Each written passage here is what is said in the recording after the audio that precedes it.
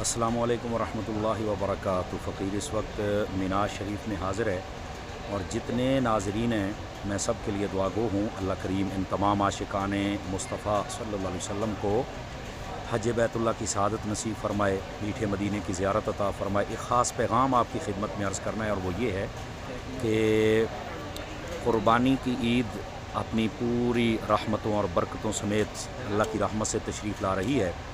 جب آپ قربانی کا جانور ذبح فرمائیں تو اس کے بعد کھال آپ نے دعوت اسلامی کو دینی ہے۔ دعوت اسلامی آپ کی اپنی تنظیم ہے، آپ کی اپنی تحریک ہے، پوری دنیا کے اندر کام ہو رہا ہے اور اہل سنت کا کام ہو رہا ہے اور خالص اہل سنت کا کام ہو رہا ہے۔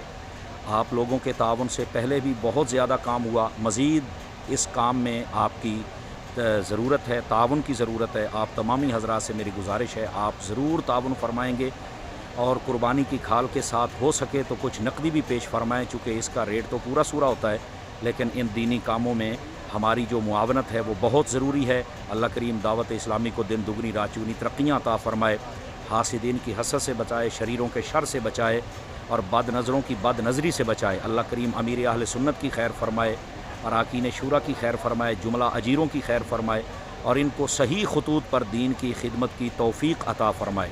اگر کسی جگہ پر کوئی کمی ہے، کوتاہی ہے، اللہ اپنی رحمت سے اس کو دور فرمائے۔ آپ تمامی احباب سے میں پھر ریکویسٹ کروں گا کہ آپ ضرور بضرور دعوت اسلامی کے ساتھ تعاون فرمایا کریں۔